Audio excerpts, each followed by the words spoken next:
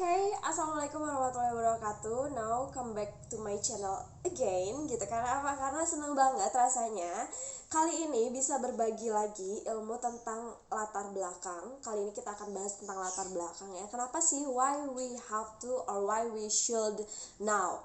Karena ini akan sangat berpengaruh bagi kalian yang mengikuti nantinya ada tesis pun juga skripsi dan lain sebagainya, atau karya tulis ilmiah, atau mau ikut lomba esai apapun itu yang berbau tentang kepenulisan, pasti ada yang namanya latar belakang. Gak mungkin ya nggak ada yang namanya latar belakang. Nah, orang-orang atau kebanyakan orang awam itu mereka biasanya agak kesulitan kalau misalnya memang dari awal belum paham bagaimana sih cara bikin latar belakang. Nah, sebelum masuk jauh ke dalam bagaimana teknis membuat latar belakang tersebut, kita lihat dulu ya mengapa latar belakang ini penting. Karena di dalam latar belakang itu kita membahas dan memperlihatkan adanya alasan dari sebuah masalah. Itu yang pertama. Lalu yang kedua itu adalah kita menunjukkan bahwasannya memang ada urgensi loh kita ngebahas sebuah permasalahan ini tuh sebenarnya ada urgensi dari permasalahan tersebut. Dan kita menunjukkan juga bahwasannya ada hal yang memang penting yang untuk dibahas di dalam latar belakang ini. Kita tunjukkan hal tersebut, permasalahannya tuh ini loh, ini kenapa saya ngebahas ini tuh karena ini loh pentingnya, ini loh urgensinya, ini loh gitu. Nah, itu dia latar belakang. Sebetulnya sesimpel itu, cuman mungkin kalau dituangkan dalam bentuk tulisan memang harus sistematis dan juga harus terstruktur ya. Nah, gimana sih cara bikin latar belakang yang baik dan benar? Sebetulnya tidak ada hal baku ya. Yang jelas, sebuah latar belakang itu harus dan semestinya seperti piramida terbalik. Kenapa disebut piramida terbalik? Karena hal itu menjadi dasar bagaimana sebuah latar belakang dilakukan. Karena apa? Karena piramida terbalik, kita tahu kan piramida terbalik seperti ini. Jadi ada tuh dari yang besar terlebih dahulu baru mengerucut ke hal yang kecil.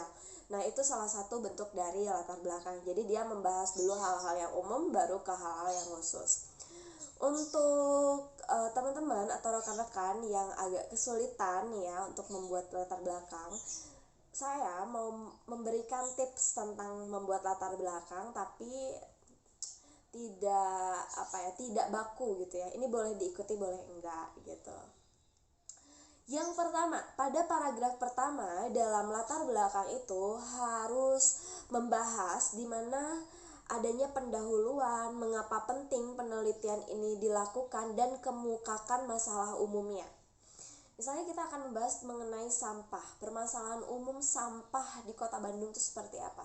Kenapa ini penting dibahas? Lanjut gunakan data, boleh. Lanjut gunakan sebuah urgensi ataupun kasus-kasus yang lain yang sudah terjadi di dalam Kota Bandung, boleh ya.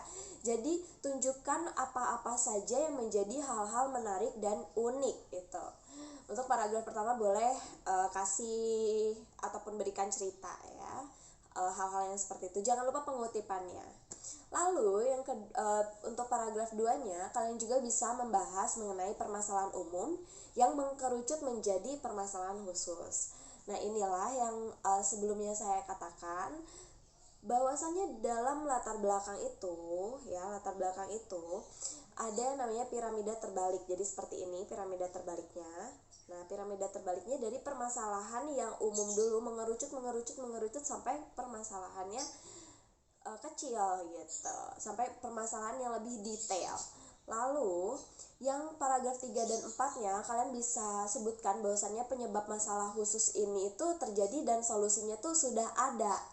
Nah, serta kekurangan solusinya apa, itu boleh ya. Misalnya kalian jelaskan bahwasannya permasalahan dari sampah ini sebetulnya sudah ada. Dengan apa? Dengan adanya tong sampah, dengan adanya apalagi banyak hal yang dilakukan oleh pemerintah, kebijakan-kebijakannya, tetapi hal ini masih kurang. Nah, di situ dibahas kekurangan dari solusi yang sudah ada sebelumnya apa. Lalu di paragraf 5 sampai 6-nya kalian bisa kemukakan bahwasannya ada solusi baru nih yang ditawarkan dari kita sebagai peneliti ya. Kenapa solusi ini penting dan kelebihan-kelebihan inovasinya tuh apa aja gitu. Nah, kita sebagai peneliti tuh memberikan sebuah solusi terbaru ya, solusi terbarukan yang mana hal ini berbeda halnya dengan apa yang sudah menjadi kebijakan pemerintah, ataupun misalnya sudah ada tong sampah atau sudah ada kolbak-kolbak sampah ya yang setiap hari mengikuti atau melewati ya perlintasan-perlintasan kota. Nah, kita katakan nih solusi kita seperti apa di samping solusi-solusi yang sudah ada, dan kita kemukakan bahwasannya solusi yang kita tawarkan itu tuh menjadi solusi yang sangat efektif gitu ya, dan juga penting. Nah, selain itu di paragraf 7-nya itu kita bisa memperlihatkan bahwasanya ada teknik pengimplementasian inovasi, manfaat, tujuan, pun juga ada ekspektasi ke depannya seperti apa. Kita bisa paparkan di dalam latar belakang kita. Nah, setelah ini saya akan tunjukkan beberapa contoh dari latar belakang yang menurut saya ini adalah sebuah latar belakang yang bisa menjadikan salah satu referensi ya untuk kita, yang mana hal ini bisa menjadi contoh gitu ya. Nah, ini nih salah satu contoh latar belakang yang baik. Nah, ini dia